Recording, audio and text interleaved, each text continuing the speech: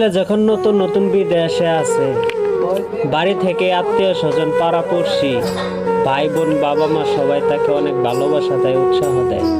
কিন্তু আস্তে আস্তে যখন মাসের বেতন পাই, প্রথম প্রথম বেতন পাঠাই, 2 মাস 3 মাস 4 মাস 5 মাস 1 বছর বেতন পাঠায়, তাদের কাছেও খুব ভালো লাগে, যে টাকা পাঠায় তার কাছেও খুব ভালো লাগে।